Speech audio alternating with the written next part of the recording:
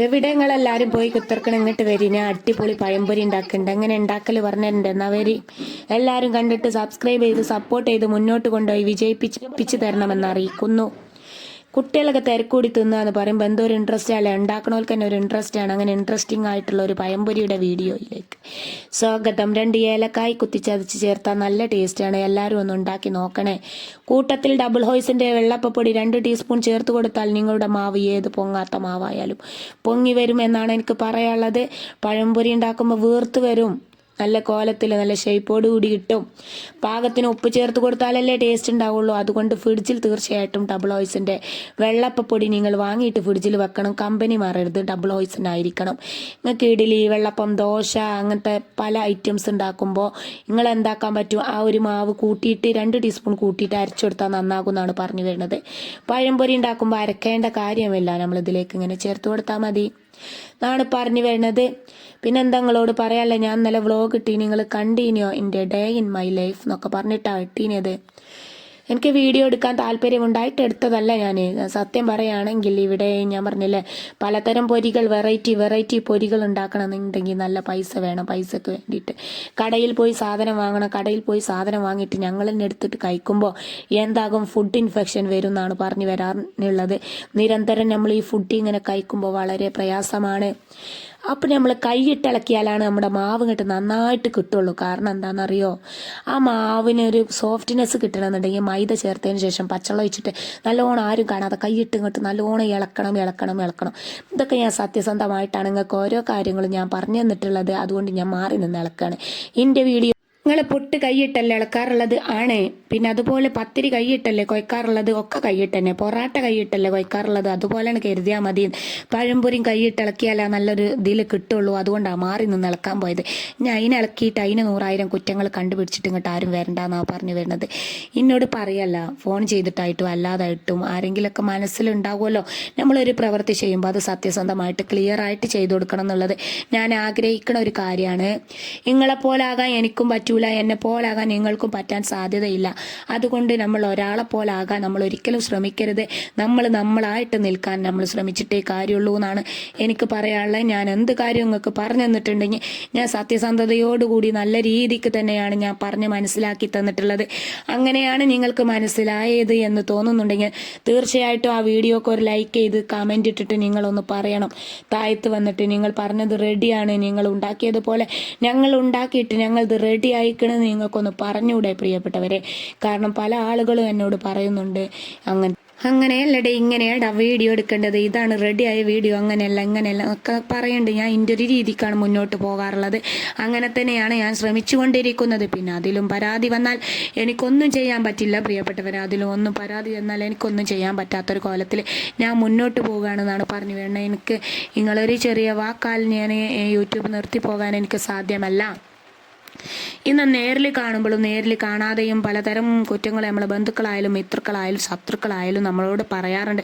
നമ്മുടെ നല്ല കാര്യത്തിനായിരിക്കാം അവർ പറയുന്നത്, എനിക്ക് മനസ്സിലാകാനിട്ടല്ല. കാരണം ഇവിടെ വീഡിയോ ഇടുമ്പം 3.5 കോടി ജനങ്ങൾ കേരളത്തിലുണ്ടെന്ന് വിചാരിച്ചോളി. 1,00,000 ആളുകൾക്കെങ്കിലും ചാനലുണ്ട് എന്നാണ് ഞാൻ എൻ്റെ മനസ്സുകൊണ്ട് വിചാരിക്കുന്നത്. കാരണം അത്രയും നല്ല 1,00,000 ആളുകൾക്കും ആയിരിക്കില്ല ചാനലുള്ളത്.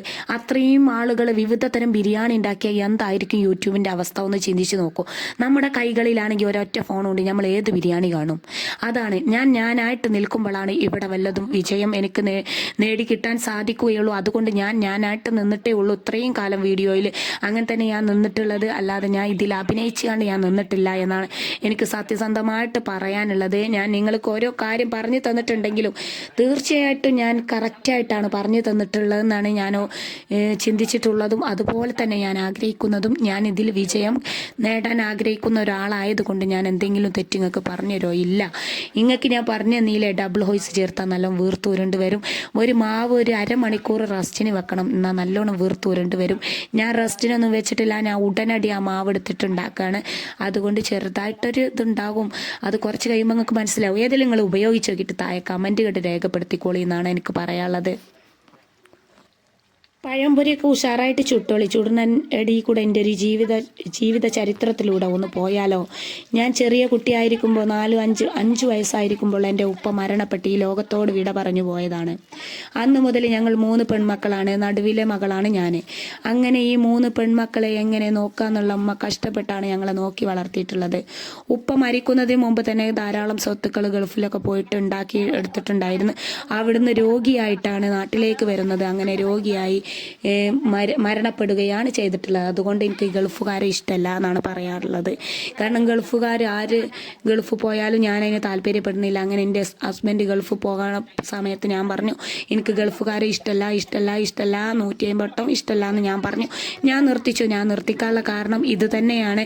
കാരണം എനിക്ക് എൻ്റെ ഉപ്പാൻ്റെ സ്നേഹം തിരിച്ച് കിട്ടിയിട്ടില്ല. കാരണം ഉപ്പ കാലാകാലം രോഗിയായിട്ടാണ്, ഞാൻ നാട്ടിലേക്ക് വരുമ്പോഴേ രോഗിയായി കണ്ടാണ് ഞാൻ കാണുന്നത്.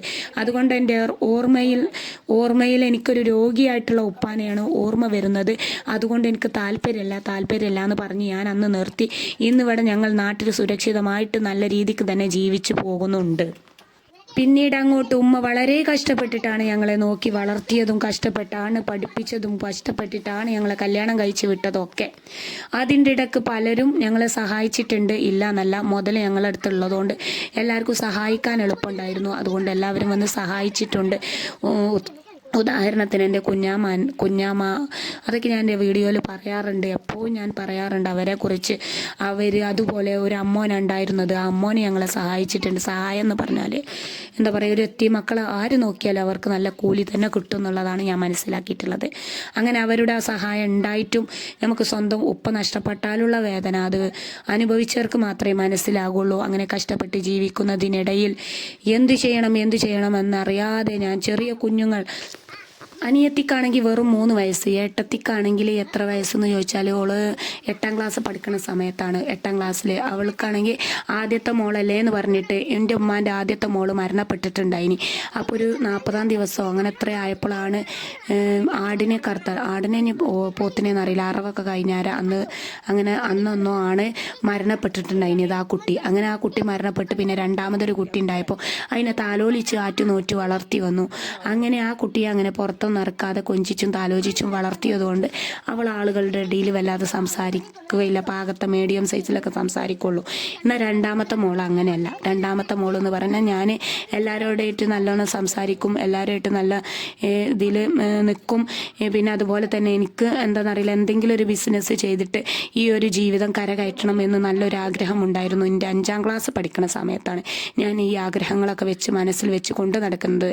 അങ്ങനെ ഞാൻ തെങ്ങിൻ്റെ ചോട്ടിലൊക്കെ പോയിട്ട് തേങ്ങ പൊറുക്കിയിട്ട് ആ തേങ്ങ ഒറ്റയ്ക്ക് പൊളിച്ചിട്ട് ആ തേങ്ങ ചാക്കിലാക്കിയിട്ട് കടയിൽ അത് കൊടുത്തിട്ട് അതിൻ്റെ പൈസ കിട്ടിയിട്ട് അത് ഓട്ടോ പിടിച്ച് പോകാനുള്ള പൈസ ഒന്നും ഇല്ലാത്തതുകൊണ്ട് ഞങ്ങൾ ഓട്ടോ പിടിച്ചൊന്നും പോകാറില്ല. ഒരു 10-15 തേങ്ങ ഉണ്ടല്ലോ തലയിൽ ഏറ്റി പിടിച്ചിട്ട് ചാക്കിലാക്കി ഞാൻ ഒറ്റയ്ക്ക് കൊണ്ടുപോകുമായിരുന്നു. എൻ്റെ അനിയത്തിയും കൂടെ ഉണ്ടാവും. അവൾ ചെറിയ കുട്ടി 5-6 പഠിക്കുന്ന സമയത്താണ് ഈ സംഭവങ്ങളൊക്കെ എൻ്റെ ജീവിതത്തിലൂടെ കടന്നു പോയിട്ടുള്ളത്. അതുകൊണ്ട് വളരെ കഷ്ടപ്പെട്ട് കുരുമുളകിൻ്റെ സീസൺ ആകുമ്പോൾ കുരുമുളക് കയറി പറിച്ചിട്ട് അനിയത്തി കയറും, ഞാൻ ചോട്ടിൽ നിന്നുകൊണ്ട് എന്താക്കും, അതിന് ചാക്ക് കെട്ടി കൊടുക്കും. കയറുമ്പോൾ ബാക്കിൽ ചാക്ക് കെട്ടി കൊടുക്കും. ആ ചാക്കിലേക്ക് ഓരോ കുരുമുളകും പറിച്ച് അവൾ ഇടും. കാരണം മരം കയറാൻ അവളായിരുന്നു ഉഷാറ്.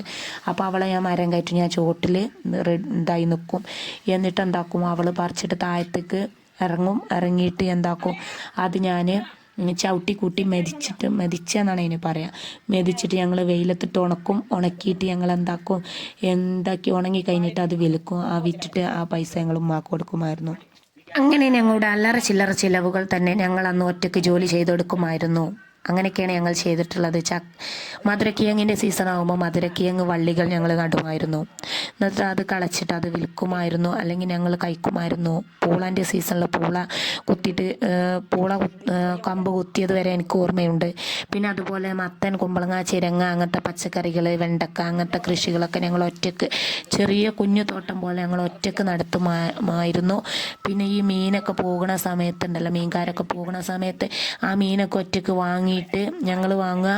ഉമ്മാക്കൊന്നും മീൻ ഇഷ്ടമല്ലായിരുന്നു. അന്ന് ഞങ്ങൾ ഒരു 6 പഠിക്കുന്ന സമയത്തെ ഞാൻ മീൻ ഒറ്റയ്ക്ക് വാങ്ങിക്കൊണ്ടുവന്ന് ഒറ്റയ്ക്ക് നന്നാക്കിയിട്ട് അതൊക്കെ കേക്ക് വൃത്തിയാക്കിയിട്ട് ഞാൻ നല്ല കോലത്തിൽ ഫുഡ് ഉണ്ടാക്കുമായിരുന്നു അന്ന് തന്നെ. എന്നിട്ട് എൻ്റെ ഫ്രണ്ട്സൊക്കെ എന്നോട് പറയാറുണ്ടായിരുന്നു, ഇവള് മീൻ നന്നാക്കണം. ഞാൻ മീൻ നന്നാക്കണം കണ്ടിട്ടാണ് പലരും അന്ന് കുട്ടിക്കാലത്ത് എൻ്റെ ഫ്രണ്ട്സുകളൊക്കെ മീൻ നന്നാക്കൽ പഠിച്ചിട്ടുള്ളത്.